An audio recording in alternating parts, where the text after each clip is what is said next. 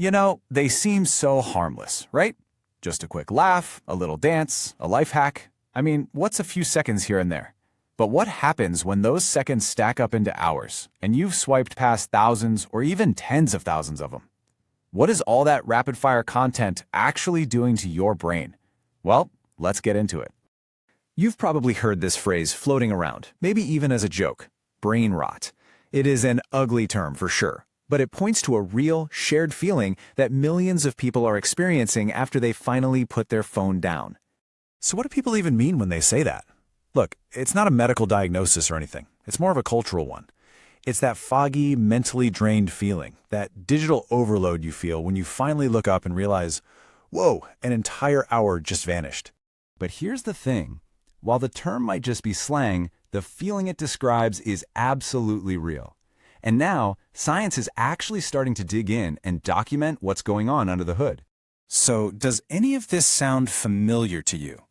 That mental fatigue after a long scrolling session, finding it way harder to focus on slower things like a book or even a full-length movie.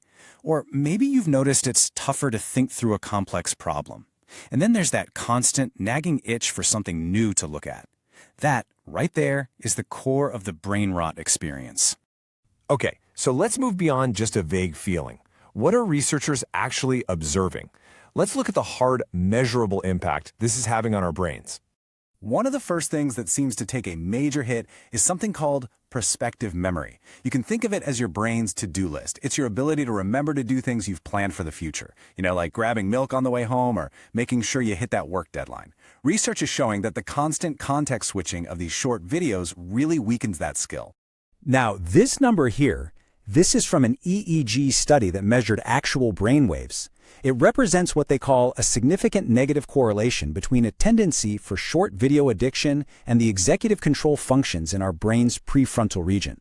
Okay, in plain English, the higher the addiction, the weaker the brain activity is in the part that handles self-control and focus. It's a direct link.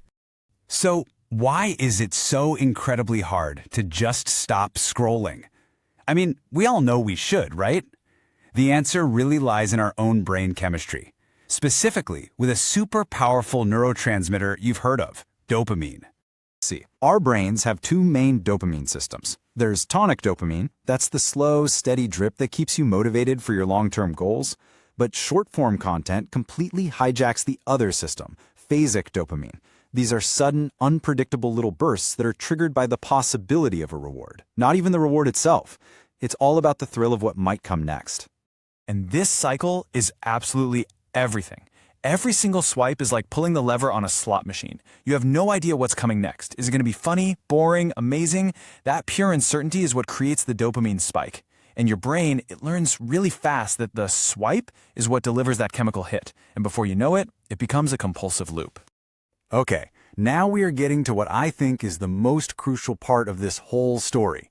For years, we've kind of assumed that addiction is about willpower, or maybe just finding really, really good content. But what if the real hook isn't the video at all, but the machine that's delivering it? This is the exact question that researchers decided to figure out. What's the more powerful force here? Is it the content we're watching, or is it the platform we're watching it on? So they broke it down into two big factors. On one side, you've got information quality. That's the content itself. You know, is it useful? Is it personalized for you? But on the other side, you've got system quality. And this is the platform's design. The totally frictionless infinite scroll, the lightning fast response time, the crazy powerful algorithm. It's all about the how versus the what. And here it is. This is the key takeaway. The study found pretty clearly that system quality, the flawless, effortless, perfectly engineered design of the app, is a much, much stronger driver of addiction than the information quality, which is the actual videos. Let that sink in. We're not just addicted to the funny cat videos, we're addicted to the perfect delivery system that serves them up. So, let's put it all together. We've got a hijacked dopamine system and a perfectly designed addiction machine. What does this actually look and feel like in our day-to-day lives? Psychiatrist Dr. K has a name for the result: terminal boredom. It's a state where your brain gets so conditioned to expect constant, high-level stimulation that normal life, well, it starts to feel agonizingly dull. Things like reading a book, or holding a long conversation, or even just sitting with your own thoughts can start to feel like, as she says, torture. And this isn't just a feeling, okay? It has real consequences. Research directly links this short-form video addiction to things like academic procrastination. It makes sense, right? When your brain is trained to seek out immediate, easy rewards, the long, hard effort it takes to study for a test or finish a big project just seems impossible. It's just so much easier to pick up the phone. Now, I know this all sounds pretty grim, but the goal here isn't to just demonize these platforms and tell you to throw your phone away. It's about understanding how they work so that we can use them on our own terms. So let's talk about the path forward. Because we have to remember, it's not all bad. There are real benefits here. You can learn a new skill in 30 seconds, you can find a whole community that shares your super niche interest, you can discover amazing new ideas. The key isn't total avoidance, it's about finding balance and being intentional. So, how do we actually do that? Well, first, the obvious one, set boundaries. Use those app timers in your phone settings. Second, try to be an active user, not just a passive one. Curate your feed. Make the algorithm work for you. And finally, and this is a big one, intentionally reintroduce long-form content. You have to retrain your brain to enjoy the slow burn of a good podcast or a deep dive article again. Ultimately, it all comes down to this one simple idea.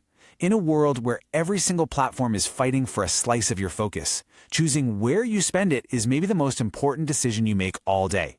Your attention is your most valuable currency. So the real question is, are you just spending it or are you investing it?